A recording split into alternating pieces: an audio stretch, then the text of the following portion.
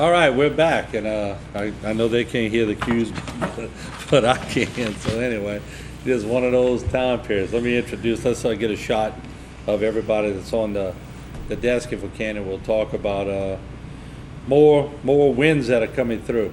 We have Sergeant Kyle Falk on the left.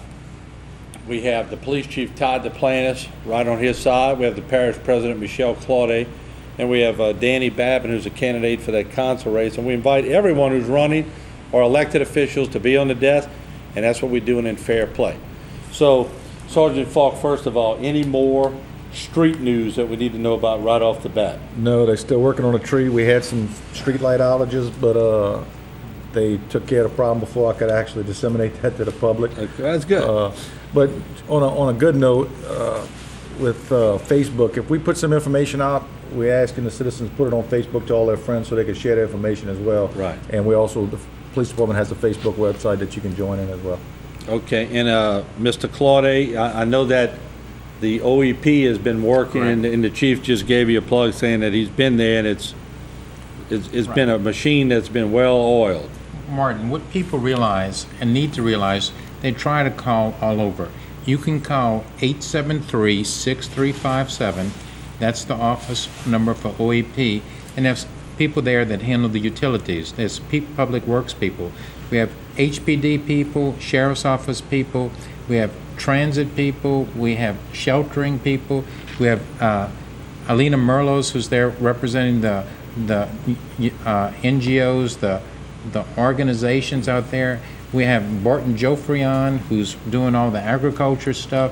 You name it, and we have somebody in there that's working in that area.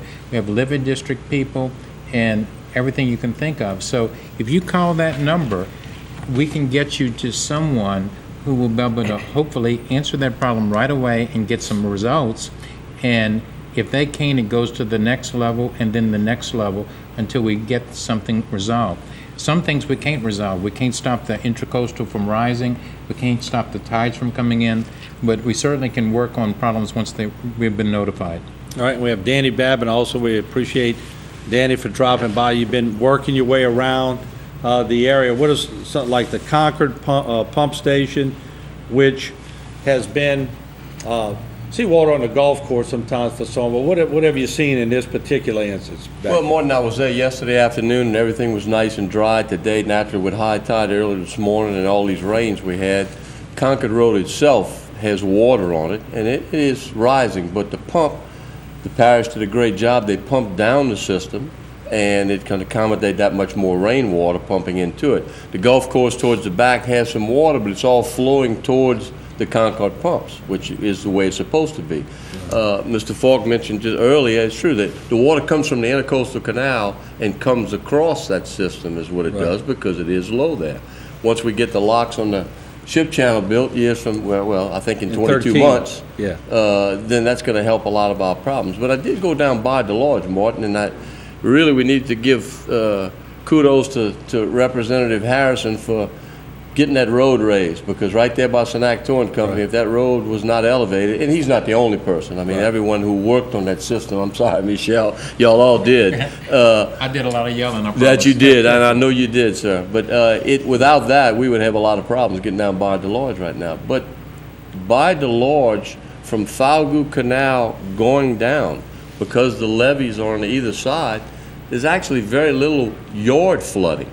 Right. The water from the canal is starting to swell because of the rain that's in it. But if we could ever get this system to move north of us to pump some north winds down, they could open that system and dry that out. Now, north of Falgout Canal, on the Dr. Beatrice Road side especially, there's probably at least 7 spots that the water's coming across the road. Passable, but coming across the road. Now, Michelle, talking about Concord, we're probably about 6 months away from that whole area, and I've worked with you closely on that project, but that will have a levee system, and that, each progression that you get done, that's one more headache you don't have to worry about. Martin, on that, we got the final right-of-way in our hands last week. The bids will be accepted or received next week, and we should be going to construction. Thanks to, and just for full disclosure, Martin donated some property that's going to allow us to actually build a reservoir about 6 acres on that thing, and right-of-ways to put the portion on that. So we're going to have an additional reservoir capacity, and in addition to that, there'll be a better protected levee than they've ever had in that area. And I just want to mention, we've done the same thing at Motivated. We've done the same thing along Industrial.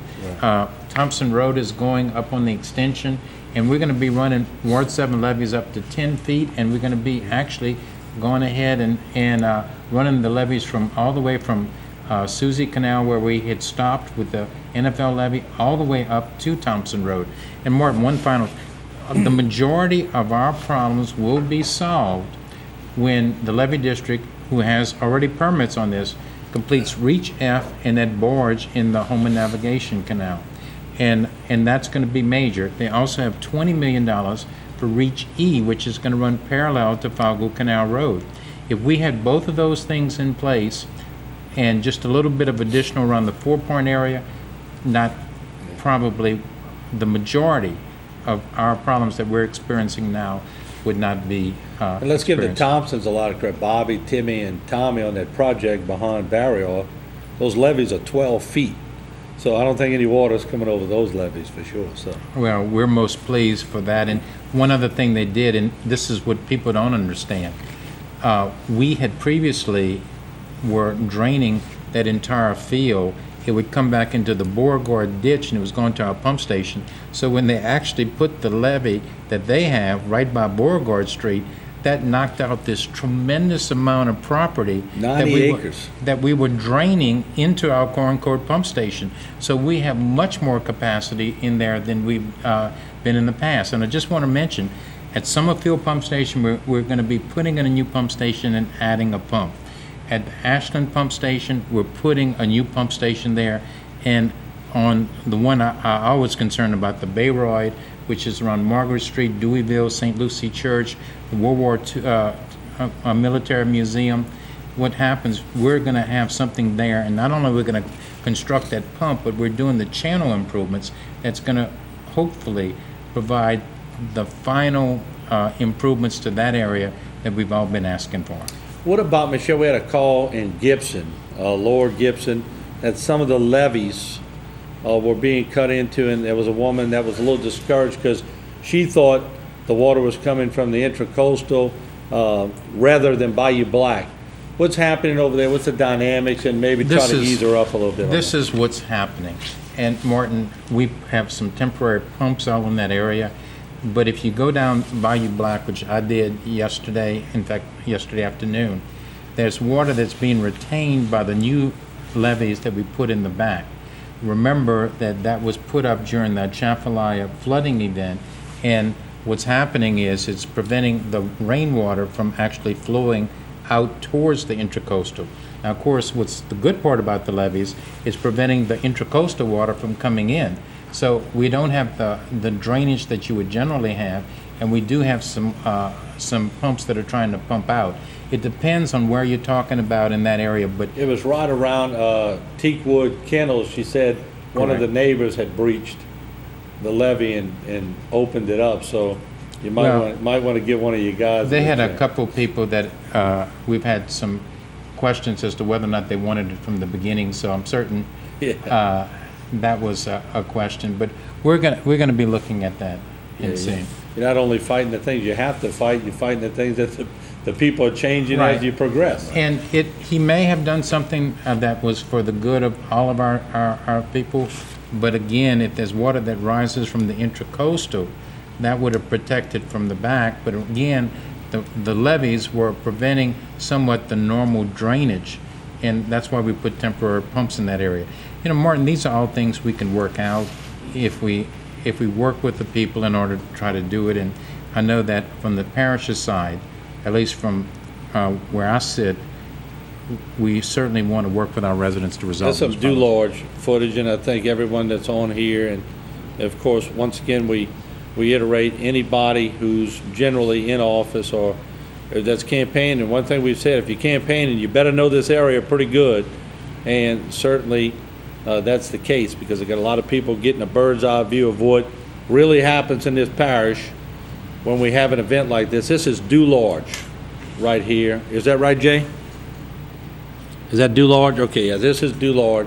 And you can tell, once again though, as long as you see, and this is lower Dulac, as long as you see water in the yards and the streets, and I think, Danny, you were alluding to this, you were down there, but you didn't see a whole lot in the homes, did you? No, more not, now I'm not telling you that one or two homes didn't have water in it, but for the majority of the homes that I saw, they did not.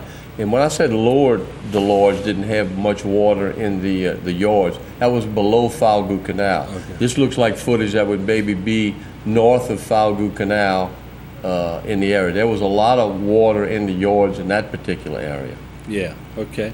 Well, all right, we certainly appreciate everybody coming on. We're going to take a break, and I know, Michelle, you have things, and keep us posted. I know you've been back and forth all day, and I appreciate that. Martin, I just got another update from the sheriff's office if you're interested.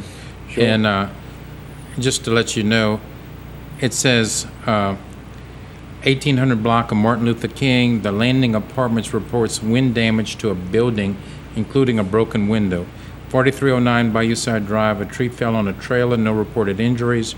Crochettville Road near Highway 58 is impassable due to flooding. 2200 to 2600 block Highway 665, standing water but passable until after Island Road. South of Island Road is impassable and has debris. Earlier, they indicated that the sheriff's office was picking up, and this generally happens, sheriff's office vehicle en route to the island to pick up a male and female who are requesting assistance due to high water. And of course, they had power poles down on 3910 Country Drive, 7500 Highway 56. The roadway is now impassable due to high water. And supposedly, and this is something 146 Enterprise Drive, the roof is supposed to be coming off the building at the business at Periwinkle Pink and Christmas Place. Now, I wasn't aware, and I haven't seen a whole lot of buildings that have any real damage to it. I hadn't either. I've seen a lot of signs down, but the Landing Apartments evidently and that building are two. Jay, can we get a camera out there maybe so that people don't have to go by and look? We could show them on TV about that? And Martin, thank you for the opportunity. We have plenty of things going, and I appreciate it. And are y'all going to be here this afternoon or not? We are going to be here. If we generally have our report around 4:30, and after that, if you want, I'll be happy to try to Please stop come by. We'd love to and have you give come you bring it any to us. additional information. All right, And thank you. anytime, just give us a call. Thank All you. right, we're going to take a break. When we come back, more phone calls. We're going to the public. And look, once again, any guests, we want fair play on here. So if you want to come on and talk about areas that you have expertise in or that you could add to the conversation, we invite you on. The door's always open. We'll be right back. Outside, it looks like It's the final